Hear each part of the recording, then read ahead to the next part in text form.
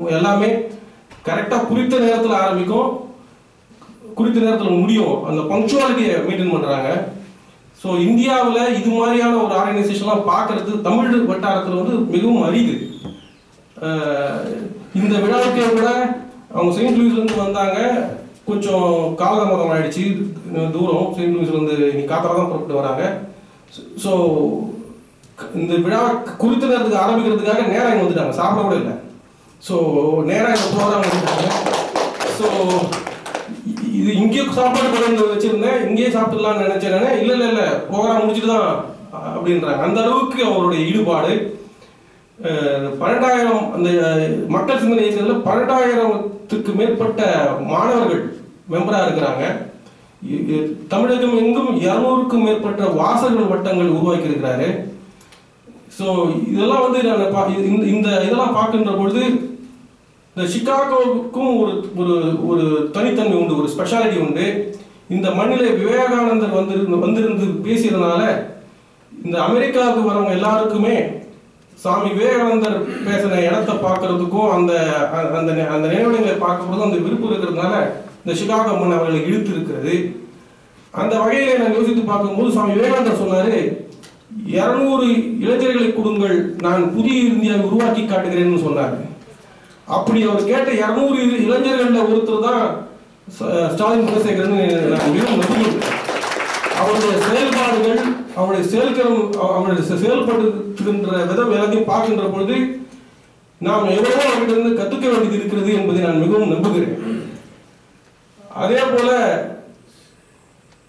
எனக்கு ஒரு குறிப்பாக கடந்த 2-3 ஆண்டுகளாக நம்முடைய பாரம்பரியம் என்ன, அந்த பாரம்பரியம், நம்முடைய பாரம்பரியம் எப்படி நம்முடைய தனித்தன்மையை பாதிக்கிறது, நம்ம ஐடென்டிட்டிக்கும் நம்முடைய ஹெரிட்டேஜுக்கு என்ன சம்பந்தம் அப்படின்றதுல நான் மிகவும் தீவிரமாக சிந்தித்துக் கொண்டிருக்கிறேன்.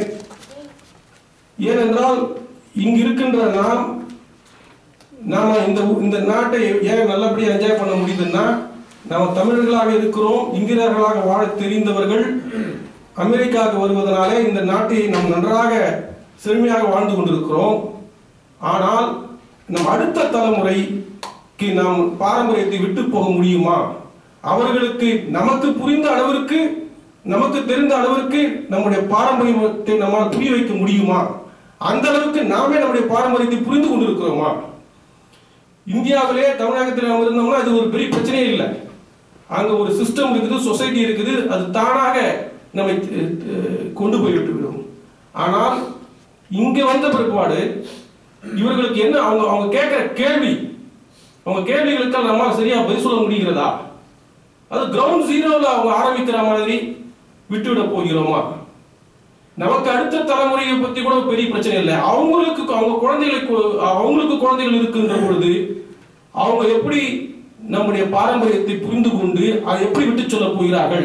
இல்லையே இவர்களை நம் அகதிகளாக்க போகிறோமா அப்படின்ற ஒரு சிந்தனை எனக்கு அடிக்கடி வருதுனால தான் இந்த மாதிரியான இவங்கெல்லாம் வரும்பொழுது நம்ம பாரம்பரிய வேர்களை அவருடைய இயற்கை சொற்களின் மூலமாக புரிந்து கொள்ள வழிகொடுக்கும் என்றும், அதே போல ஒரு விளக்கிலிருந்து இன்னொரு விளக்குக்கு நம்ம தீபத்தை ஏற்றுக்கொள்ள முடியும், அதுபோல அவர்களிடமிருந்து நாம் உணர்வை ஏற்றுக்கொள்ள முடியும், நம் வேர்களை புரிந்து கொள்ள முடியும் என்ற முகமாக தான் இந்த இலக்கிய கூட்ட ஏற்பாடு. அந்த வகையிலே உங்கள் அனைவரையும் மீண்டும் மீண்டும் வருக என்று வரவேற்று திரு ஸ்டாலின் குணசேகரன் ஐயா அவர்களை பேச அழைக்கிறேன்.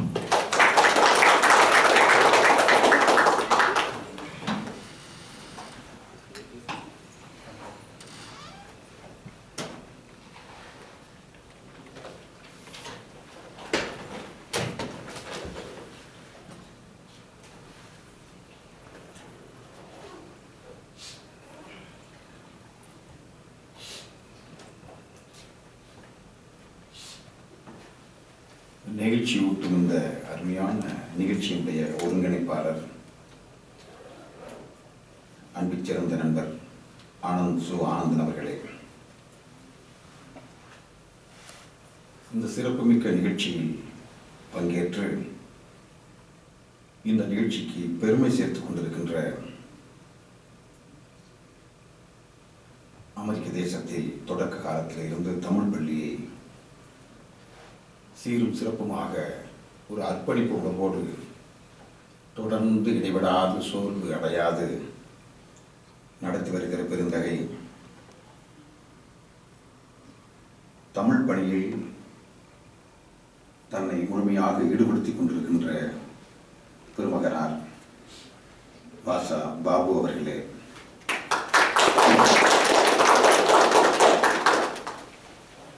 தமிழ்நாடு ஃபவுண்டேஷன் என்ற இந்த பெயர், இந்த சொற்றொடர் எங்களை போன்ற தமிழகத்திலே வாழக்கூடிய சமூக ஆர்வலர்கள் நெஞ்சில் ஆழமாக பதிந்து கிடக்கிற ஒரு அமைப்பின் பெயர்.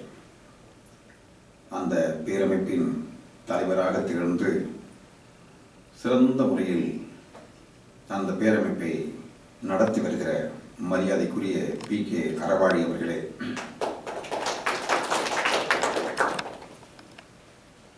சிகாகோ தமிழ்ச்சங்கம் என்ற ஒரு பாரம்பரியமிக்க சங்கம்,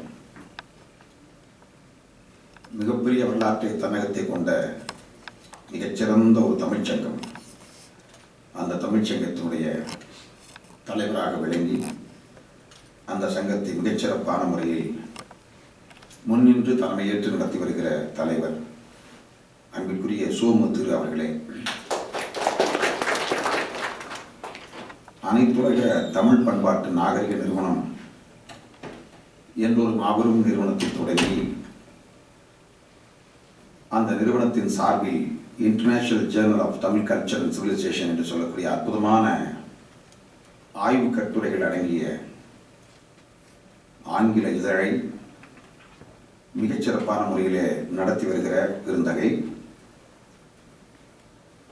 அத்தோடு இந்த சிறப்புமிக்க சிகாகோ தமிழ்ச்சங்கத்தின் தொடக்ககால நிறுவன உறுப்பினர்களில் ஒருவர், மரியாதைக்குரிய புலவர் என்று அவரே அழைத்துக் கொண்டார். ஆனால் முனைவர் பட்டம் பெற்று கல்வியிலும் சிறந்து விளங்கி பேராசிரியர் பெருமகனாராக விளங்கி பணி நிறைவு பெற்ற பிறகும் பணியை தொடர்ந்து ஆற்றிக் கொண்டிருக்கின்ற பெருந்தகை டாக்டர் சபரிமுத்து அவர்களே, தமிழ்ச்சங்கத்துடைய துணைத் தலைவர், 3 மாத காலம் தன் மகனையும் மகன் குடும்பத்தாரையும் பார்ப்பதற்காக, சந்திப்பதற்காக, அவர்களோடு உறவாடுவதற்காக வந்திருக்கிற தந்தையாரையும் அழைத்துக் கொண்டு இந்த நிகழ்ச்சியில் பங்கேற்று சிறப்பித்துக் கொண்டிருக்கின்ற தமிழ்ச்சங்கத்துடைய துணைத் தலைவர் அன்பிற்குரிய நண்பர் சாக்ரட்டிஸ் பொன்னுசாமி அவர்களே,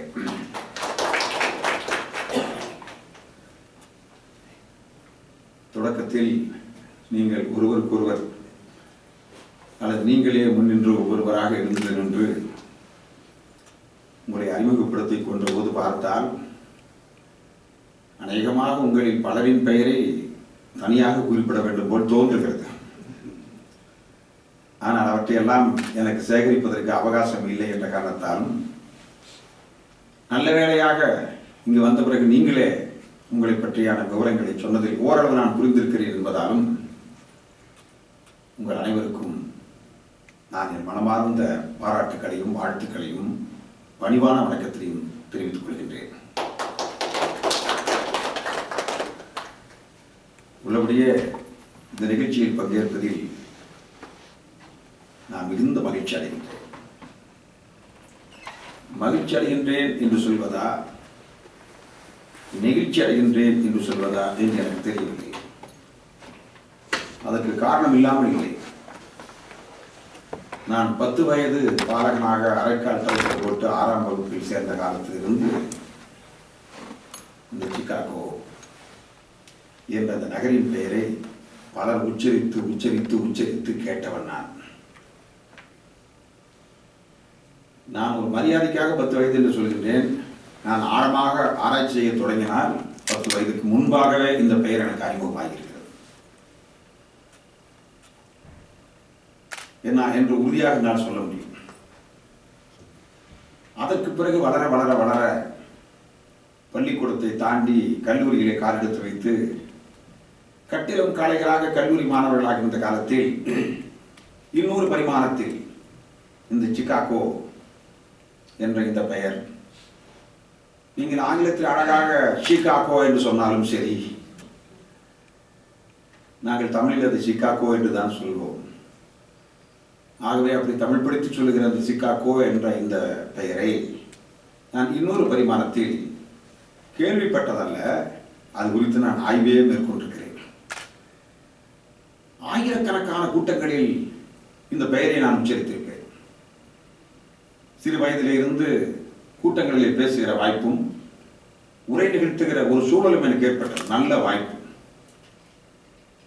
சின்னஞ்சிறு வயதில் இருந்தபோது நான் பேச்சு போட்டியிலே பங்கேற்றிருக்கிறேன்.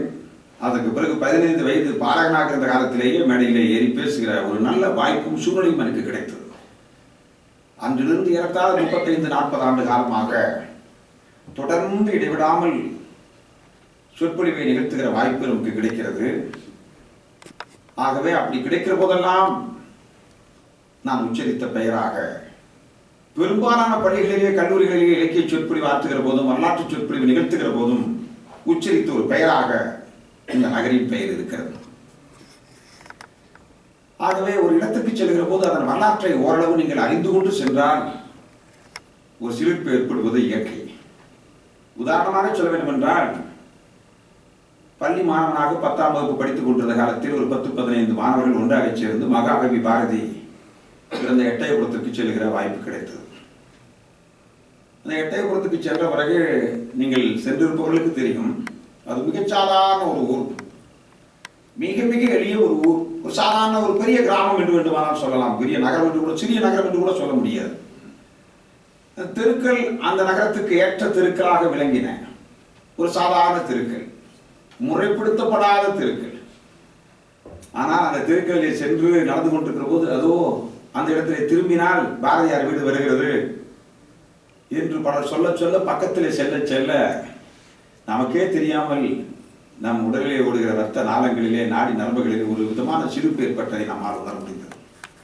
எப்போது அது உணர முடியும் என்றால், அந்த வரலாற்றை அறிந்திருந்தால்தான், தெரிந்திருந்தால்தான், உணர்ந்திருந்தால்தான் நம்மால் உணர முடியுமே தவிர, இல்லை என்றால் 10 வீடுகளில் இது ஒரு வீடு, 10ஓடு 11 அத்தோடு இது ஒன்று சொல்வார்களே அதுபோல. ஆனால் வரலாற்றை வெறும் வாசிப்பது என்பது வேறு, வரலாற்றை சுவாசிப்பது என்பது வேறு. ஆகவே சின்னஞ்சிறு வயதிலே இருந்து ஏதோ ஒரு சூழ்நிலை நமக்கு கிடைத்த காரணத்தால் சரியாக 10 வயது 5ஆம் வகுப்பு முடித்து 6ஆம் வகுப்பில் அடியெடுத்து வைக்கிற அந்த இடைக்காலமாக இருக்கிற அந்த இடைவெளி இருக்கிறதே, பள்ளியை முடித்து உயர்நிலை பள்ளியிலே போய் சேர்கிற இடைவெளி, ஒரு 2 மாத கால இடைவெளி. அந்த இடைவெளியில் அந்த சின்னஞ்சிறு கிராமமாகிய நான் பிறந்த மாணிக்கம்பாளையம் என்ற கிராமத்தில், ஈரோட்டுக்கு அருகிலே இருக்கிற கிராமத்தில் பாரதி மாணவர் மன்றம் என்ற ஒரு அமைப்பை தொடங்கினோம். 32 மாணவர்களை வைத்து ஒரு 2 ஆண்டு காலம் கழித்து அந்த கிராமத்தில் இருக்கிற மாணவர்கள் பலர் இதில் இணைந்தார்கள். வேலைக்கு செல்லக்கூடிய இளைஞர்கள் பலர் வந்து கேட்டார்கள், இது மாணவர்களுக்கு மட்டுமான அமைப்பா, நாங்கள் சேரக்கூடாதா என்று கேட்டார். நாங்கள் வேலைக்கு செல்கிறோம் என்பதால் எங்களை விளக்குகிறீர்களா, நாங்கள் படிக்கவில்லை என்பதால் எங்களை தள்ளி வைக்கிறீர்களா என்று கேட்டார். இல்லைகளே, யார் வேண்டுமானாலும் சேரலாம் என்று சொன்ன பிறகு அந்த பாரதி மாணவர் மன்றம் என்ற பெயருக்கு ஒரு மாற்றத்தை ஏற்படுத்தி பாரதி இளைஞர் மன்றம் என்று வைத்தோம். அந்த பாரதி இளைஞர் மன்றம் என்றால் அது மாணவர்களும் இருக்கலாம், இளைஞர்களும் இருக்கலாம். ஆகவே அந்த பாரதி இளைஞர் மன்றத்தை 25 ஆண்டு காலம் தொடர்ந்து இடைவிடாமல் நடத்தி வந்தோம். நான் ஏன் இந்த இடத்திலே அதை குறிப்பிடுகின்றேன் என்றால், அந்த பாரதி இளைஞர் மன்றம் நடத்திய போது ஒரு ஆண்டு விழாவில் அப்போது கல்லூரியிலே படித்துக் கொண்டிருந்த ஒரு எளிய இளைஞன் பார்வையாளராக பங்கேற்றார். அந்த இருண்ட சூழ்நிலையிலே பாரதி பெரிதும் வலியுறுத்துவது சமூக விடுதலையா தேச விடுதலையா என்ற தலைப்பிலே ஒரு பட்டிமன்றத்தை ஏற்பாடு செய்திருந்தோம். அதில் மேடையிலே வந்து உட்கார்ந்திருந்த அந்த இளைஞன் கேட்டான், தூரத்திலே ஒரு பெயர் பலகை தெரிகிறதே, அது என்ன என்று கேட்டான். அது வேறொன்றும் இல்லை, அது ஒரு திரைப்பட நடிகருக்கு ரசிகர் மன்றம் தொடங்கி இருக்கிறார்கள் என்று சொல்லி அந்த நடிகரின் பெயரை சொல்லி ரசிகர் மன்றத்தின் பெயரையும் சொன்னேன். சொல்லி அடுத்த வினாடி மேலே மேசை மீது வைக்கப்பட்டிருக்கிற அழைப்புதலை தலைகீழாக வைத்து ஒரு வினாடி கூட யோசிக்காமல் ஒரு கவிதை எழுதினான். அந்த இளைஞனுக்கு பெயர் மு. சுந்தரமூர்த்தி என்பது. சினிமாவை பார்த்துவிட்டு ரசிக்கவென்றே சும்மாவே மன்றங்கள் என்று சொல்லி தனிமனிதன் புகழ்பாடி தன்னை தாழ்த்தி தரணிகளே தரங்கிட்டு பலரும் வாழ்வார். இனிமேலும் இது போன்ற செயல்கள் எல்லாம் இயன்றவரை நடக்காமல் இருப்பதற்கே மணியான புலவருக்கு மன்றம் கண்டோம், மணியுள்ளோர் வரவேற்பார் மகிழ்ச்சி கொள்வார் என்று எழுதினார். ஒரு வினாடி நான் இப்படி ஒரு திரைப்பட நடிகருடைய பெயரில் ரசிகர் மன்றம் வைக்கப்பட்டிருக்கிறது என்று சொன்ன அடுத்த வினாடி ஒரு நிமிடம் கூட இல்லை, அந்த கவிதையின் கையிலே கொடுத்து விட்டார். அந்த கவிதையை கையிலே கொடுத்த அந்த கவிஞன், அந்த இளைஞன் விரல்விட்டு எண்ணத்தக்க சில மாதங்களிலே விபத்தினால் இறந்து போய்விட்டான். ஆனால் அத்தனை ஆண்டுகளுக்கு பிறகு சிக்காகோ என்ற சிறப்புமிக்க நகரத்திலே பேசுகிற போது அந்த கவிஞனை கண்முன்னாலே வந்து நிற்கிறான் அல்லவா, மணியான புலவருக்கு மன்றம் கண்டோம், மதியுள்ளோர் வரவேற்பார் மகிழ்ச்சி கொள்வார் என்று போகிற போக்கில் ஒரு கவிதை எழுதி கையிலே கொடுத்து விட்டு கீழே விடைபெற்று கீழே சென்று விட்டார். நான் ஏன் அதை குறிப்பிடுகின்றேன் என்றால், அக்காலத்திலே அந்த கிராமத்திலே பாரதிய பெயரிலே மன்றம் வைத்திருந்தோமே, அப்படியெல்லாம் மன்றம் வைத்து பாரதியை பற்றி விவாதித்து கலந்து ஆலோசனை செய்து அறிஞர் பெருமக்களை எல்லாம் அழைத்து வந்து உரை நிகழ்த்த வைத்து கேட்டு அந்த பயிற்சியின் விளைவாகத்தான் 10ஆம் வகுப்பிலே படிக்கிற காலத்தில் அந்த பாரதியுடைய பிறந்த இடத்தை சென்று பார்க்கிற போது ஒரு விதமான சிலிப்பு, இங்குதான் பாரதி பிறந்தார் என்று ஒரு வட்டம் போட்டு குறித்து வைத்திருக்கிறார்கள். நான் இங்கு அமர்ந்திருப்பவர்களை கேட்கிறேன், என்னை உட்பட சரியாக பிறந்த ஊர் தெரியலாம், பிறந்த வீடு கூட ஓரளவுக்கு தெரியலாம், இதுதான் பிறந்த இடம் என்று சரியாக நம்மால் எல்லாம் சொல்ல முடியுமா என்றால் என்னால் சொல்ல முடியாது. ஆனால் மிகச் சரியாக எழுதி வைத்திருக்கிறார். ஒருவேளை அது சரியாக கூட இல்லாமல் இருக்கலாம், நமக்கு தெரியாது. ஆனால் அதை பார்த்தவுடன் நமக்கும் தெரியாமல் கைகட்டி நிற்க சொல்கிறது அல்லவா. அதுக்கு காரணம் பாரதியை பற்றி அறிந்திருப்பதல்ல, உணர்ந்திருப்பது, நெஞ்சார உணர்ந்திருப்பது. ஆகவே இந்த இடத்தில் நான் குறிப்பிட விரும்புவது என்னவென்றால், அதுபோல நான் அதை அப்படியே நீட்டித்துக் கொண்டு வந்தால் பாரதியை பற்றி பேசுவதாகவே அமைந்துவிடும். அதுபோல அந்த சின்னஞ்சிறு வயதிலே இருந்து சிகாகோ என்ற அந்த நகரின் பெயரை கேட்டு கேட்டு கேட்டு நெஞ்சில் அது இறங்கி இருக்கிற காரணத்தால் எனக்கு ஒரு சிலிப்பு ஏற்படுகிறது என்று நான் குறிப்பிடுகிறேன். அதற்கு முதல் காரணம், உலகம் பூராவிலும் உழைத்துக் கொண்டிருக்கிற மக்கள் 8 மணி நேரம் தான் உழைக்க முடியும், 8 மணி நேரம் ஓய்வெடுக்க வேண்டும், 8 மணி நேரம் உறங்க வேண்டும் என்று அந்த 24 மணி நேரத்தை 3 8களாக பிரித்து அதை உலகறிய செய்த அந்த புண்ணிய மண் அல்லவா இந்த மண். இந்த உலகம் பூராவிலும் எந்த மொழி பேசக்கூடியவராக இருந்தாலும், எந்த சாதியை சேர்ந்தவராக இருந்தாலும், எந்த மதத்தை சேர்ந்தவராக இருந்தாலும், எந்த நாட்டை சேர்ந்தவராக இருந்தாலும், அது என்ன இயக்கத்தை பின்பற்றக்கூடியவராக இருந்தாலும் பரவாயில்லை. ஆனால் மனிதனை மனிதனாக மதிக்க வேண்டும். அவனுக்கு குழந்தை குட்டிகள் இருக்கிறது, அவனுக்கு சில உரிமைகள் இருக்கிறது, அவன் ஓய்வெடுக்க வேண்டும். நன்றாக ஓய்வெடுத்தால் தான் நன்றாக உழைக்க முடியும் என்று அந்த 24 மணி நேரத்தை 3ஆக பிரித்த அந்த மந்திரத்தை உச்சரித்த இடம் என்பதாலும் எனக்கு மரியாதை உண்டு. இது எல்லாவற்றையும் விட எனக்கு நெஞ்சில் ஆழமாக பதிந்தது இந்த சிக்காகோவில் தானே சிம்மகர்ஜனை புரிந்தார் சிங்காவி சிங்கம் வீரத்துறை விவேகானந்தர். அதைத்தானே நாம் சின்னஞ்சிறு வயதில் இருந்து கேள்விப்பட்டிருக்கிறோம். நான் அமெரிக்கா வருவதற்காக இந்த தடவை நான் பயணத்தை மேற்கொள்ளவில்லை. கனடாவில் ஒரு 7 நாட்கள் எனக்கு சொற்பொழிவு நிகழ்ச்சி. ஆகவே கனடா வந்து நான் திரும்ப வேண்டும், இந்தியா திரும்ப வேண்டும். இன்னொன்று, வரக்கூடிய ஜூலை 31ஆம் தேதி ஈரோடு புத்தக திருவிழா தொடக்கம். ஆகஸ்ட் 11ஆம் தேதி வரை வருடந்தோறும் ஆகஸ்ட் மாதம் 12 நாட்கள் நடைபெறுவது ஈரோடு புத்தக திருவிழா, ஈரோடு புக் ஃபெஸ்டிவல். ஆகவே அதன் பணி உச்சத்தில் இருக்கிற நேரம். ஆகவே இந்த நேரத்தில் நாம் கனடாவுக்கு 7 நாள் போவதே பெரிய காரியம். இருந்தாலும் அதை ஒப்புக்கொண்டோம். அங்கிருக்கிற நண்பர்கள் அழைத்த காரணத்தால் ஒப்புக்கொண்டோம். ஒரு இதழ் வெளியீடு, ஒரு 2-3 கூட்டங்கள், மிக முக்கியமான இலக்கிய கூட்டங்கள், சொற்பொழிவுகள் என்பதற்காக ஒப்புக்கொண்டோம். ஒப்புக்கொண்ட பிறகு எனது இனிய நண்பர், எனது ஓட்டுநர் என்று ரொம்ப அடக்கத்தோடு இருந்து சொன்னாரே, அவர் ஓட்டுநர் தான். ஏனென்றால் ஏறத்தாழ 6000 கிலோமீட்டர் அவரது காரை என்னை வைத்துக் கொண்டும் என் மனைவி புவனா வந்திருக்கிறார் அவரை வைத்துக் கொண்டும் ஓட்டி இருக்கிறார். ஓட்டக்கூடியவர் ஓட்டுநர் தானே. 6000 கிலோமீட்டர் தூரம்.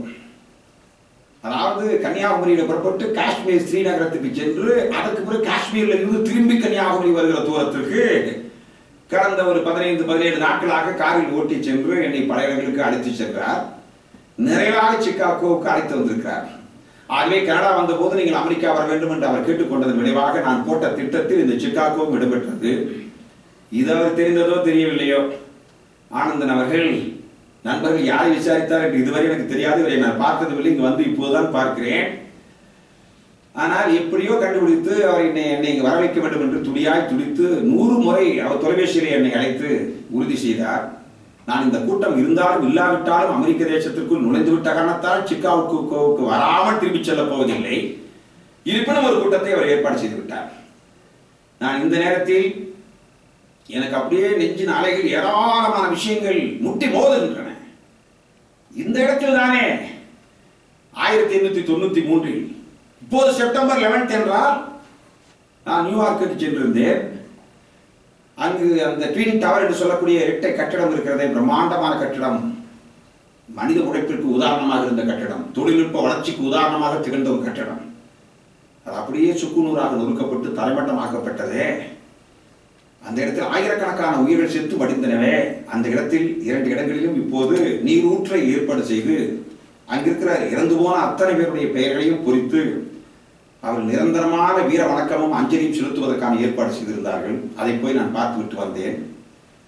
நான் ஏன் இதை இந்த இடத்துல குறிப்பிடுகின்றேன் என்றால், அது போன்ற வரலாற்று முக்கியத்துவம் வாய்ந்த நிகழ்ச்சி, அதுக்கு பக்கத்திலே ஒரு புதிய கட்டிடத்தை, அதைவிட சிறந்த கட்டிடத்தை எழுப்பி விட்டார்கள்.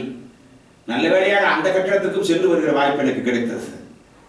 மேலே ஏறி திரும்பி கீழே வந்திருக்கிறோம். இந்த நேரத்தில் இந்த சிக்காகோவுக்கு வருகிற போது நான் இந்த இடத்தில் தானே முதல்லே விவேகானந்தர் என்பவருக்கு பெயரிடப்பட்டது. எப்போது? நரேந்திரன் இந்த சின்னஞ்சிறு வயதிலே கல்கத்தாவில் இருந்தபோது, மேற்கு வங்கத்தில் இருந்தபோது அவருக்கு பெயரிடப்பட்டதை பெற்றோரால் அதற்கு பெயர் பிறகு ராமகிருஷ்ண பரமஹம்சரை சந்தித்த பிறகு அவர் தன் பெயரை அந்த மடத்திற்கு ஏற்றவாறு மாற்றிக்கொண்டார். ஒரு முறை அல்ல, 4-5 முறை. அதற்கு பிறகு கடைசியாக கேட்டி மன்னன், அந்த மன்னன் தான் விவேகானந்தரை பம்பாய் துறைமுகத்தில் இருந்து சிக்காகோவுக்கு வழி அனுப்பியவர். அந்த மன்னன் தான் இதே போன்ற ஒரு கூட்டத்தை கடைசியாக ஏற்பாடு செய்து, அப்போது அவருக்கு வயது 30, இளமையும் எழுச்சியும் மிக்க அற்புதமான இளைஞர் அவர். அந்த 30 வயது இளைஞரை பார்த்தவர் சொன்னார், கேட்டி மன்னன் சொன்னார், இன்றிலிருந்து உங்களுக்கு பெயர் விவேகானந்தர் என்று இருக்க வேண்டும். இதுவரை 4-5 பெயர்களை வைத்து இந்தியாபுராவில் முறைவிட்டீர்கள். இப்போது சிக்காகோவுக்கு நாங்கள் அனுப்புகிறோம், உங்களுக்கு பெயர் விவேகானந்தர் என்று இருக்க வேண்டும் என்று கேட்டி மன்னன் தான் அந்த பெயரை சூட்டினான்.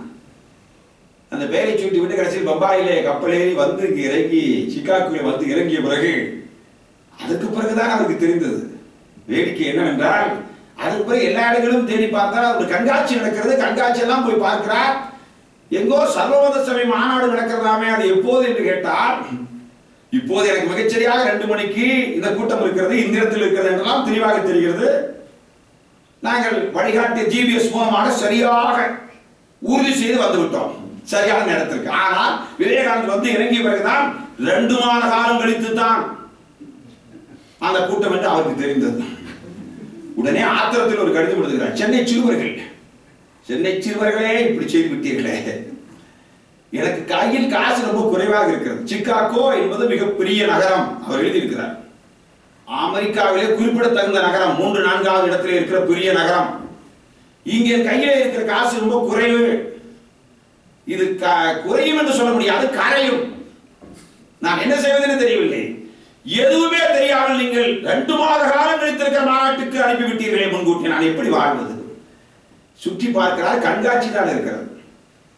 அதற்கு பிறகு வேறு வழி இல்லாமல் வாழ்க்கை செலவினங்களை சமாளிக்க முடியாமல் இங்கிருந்து பாஸ்டனுக்கு ரயிலில் சென்றார் என்ற பெரிய வரலாறெல்லாம் இருக்கிறது. அதற்குள் செல்லவில்லை. ஆனால் இங்கு வந்து அலைந்து திரிந்தார் அல்லவா?